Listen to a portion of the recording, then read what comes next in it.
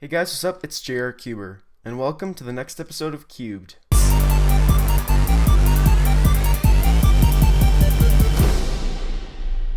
So we're just going to go ahead and jump right into our average of 12 slash Q&A. I will be using my Aolong V2. This is my main, of course, and it has the full fitted stickers from the Cubicle that I recently put on, and it looks really nice. So let's get started.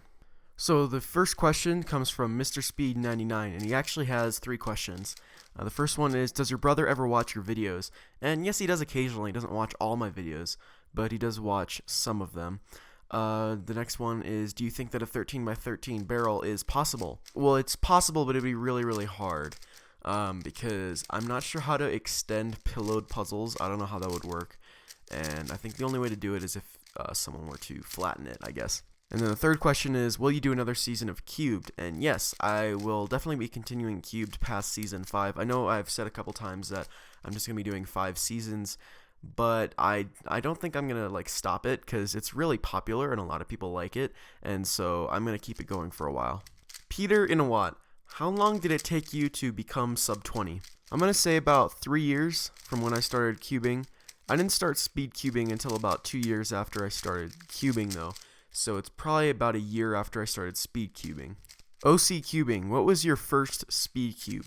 My first speed cube was an Alpha 5. I don't have it anymore, but it wasn't even that good of a speed cube, but I guess technically it was a speed cube. DA Gaming Cubers, would you rather never buy another cube again or break both your hands and they took a year to recover? I'd probably never buy a cube again because I still want to be able to cube, and I already have all the cubes that I need. Fedora Manly Man, what was your first 5x5 main? Well, my first 5x5 was a V-Cube 5, and I had that for a long time before I got my Sheng Shao. So yeah, it was that one. JJ's Tech, do you play any sports? No, not competitively, but I do like to play basketball every now and then. Hey boys, what is your main Megaminx? My main Megaminx is the Diane, and I was gonna say that it wasn't my main for competing, and then I just realized that stickerless cubes are now allowed in competition because my Diane Megaminx is stickerless. So yeah, if you guys didn't know, stickerless cubes are now legal in competition as of July 1st. So that's pretty awesome. Woundshare, will you ever expand your channel to other things, or will you ever make multiple channels with different topics? Yes, that is something I've been considering for a long time, and it's very possible that I will make a tech channel and just sort of try it out and see how I like it. Nate Joven, what did you compete in at your first WCA competition? Also, on a scale of 1 to 10, how nervous were you? So at my first competition, if I remember correctly, I just competed in 2x2, 3x3, and Pyraminx. I think that was it. Also, at my first competition, it was actually Nationals 2012, and I wasn't nervous at all. I was just excited to meet people, and I wasn't really nervous when I went up to compete. I actually had a lot of fun with it. Goatee Knee Socks, what got you into cubing?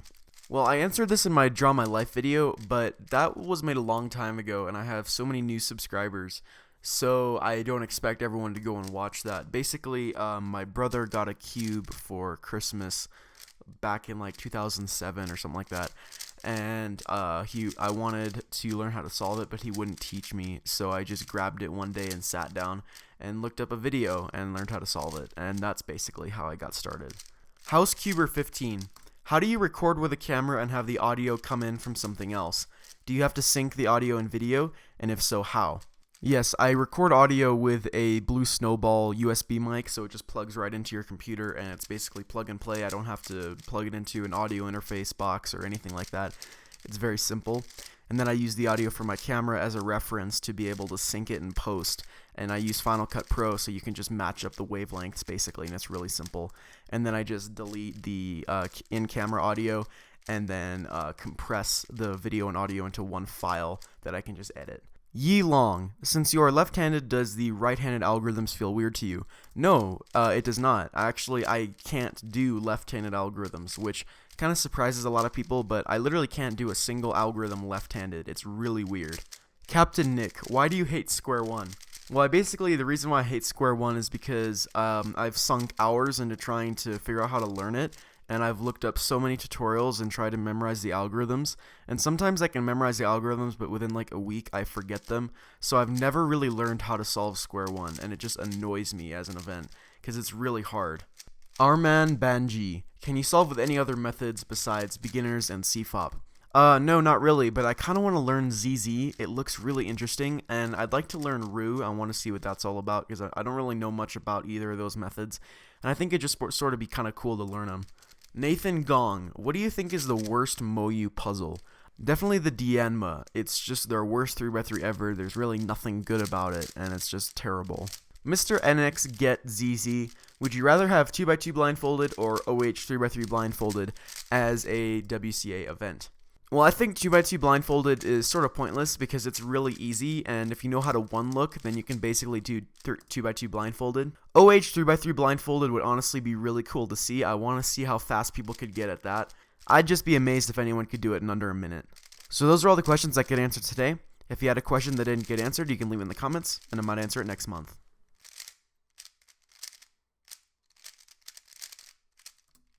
Okay, so that was a pretty good average for me. It was a 14.43 average. Most of those solves are pretty good. I did have a couple bad solves in there, but for the most part, that was a really good average. So let's go ahead and move on to this month's challenge. So this month's challenge comes from Solar Cubing, and he challenged me to solve a 3x3 one-handed while wearing gloves. So I've got a glove here, so let's go ahead and try this out. I'm going to be using my regular Aolong, not my mini cube, because I kind of need the layers to be bigger because I've got gloves. So we're just going to go ahead and do this scramble, and then we'll start.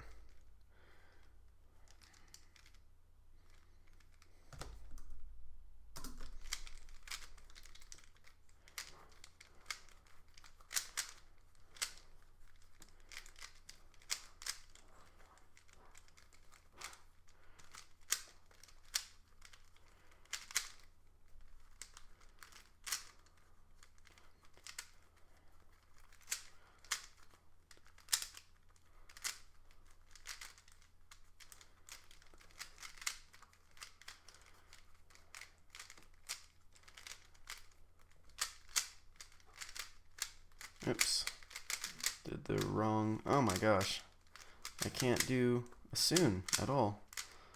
Alright, here we go. Nope. There we go. So, that was a 50.63 as you can see, and I won. I think you got like a minute and a half or something like that. The glove actually constrains your hands more than you might think. I know with that scramble at least I would have been easily able to sub 30 it, and I averaged like 45. So I think I sort of had the advantage having an easier scramble than he did, because he didn't provide a scramble, but that scramble just happened to be really good. But anyway, thank you for the challenge, and now on to how to submit your challenge for next month. Now, like I said in the last episode, I need you guys to send your challenges over Twitter from now on. And since then, I have not gotten a single challenge through Twitter. This challenge that I just did was from a couple months ago, and it was sent through YouTube, and I had to go back through my old YouTube messages to find it. Now, I'm not accepting challenges through YouTube message anymore. If you want to submit a challenge, you have to send it to me through Twitter, and you have to provide a video of yourself doing the challenge on YouTube. So link the video in your tweet, and that's how you can submit a challenge. If you guys just tell me to do a challenge, I'm not going to do it. You have to provide a video of yourself doing the challenge in order for me to do it. So make sure to take a video of yourself doing the challenge and then link it in your tweet and tweet it at me at JRCuber, and that's how you can submit a challenge for next month. So on to cubing news. The YJ Yoo-Hoo Megaminx just got released. Kind of a funny name, I know. Now, technically this isn't a Moyu Megaminx because it is made by YJ, and YJ and Moyu are different. They just use the same factory and they sort of partner together, and it is pretty cheap. It's only like 10 bucks, 10, 12 bucks, but it does look really interesting, and I'm probably going to get it, possibly. I'm not actually quite sure on that.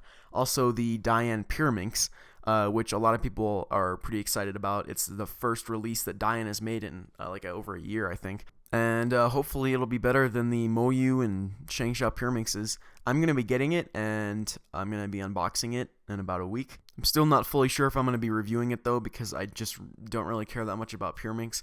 So my review would probably not be that informative. But we will find out.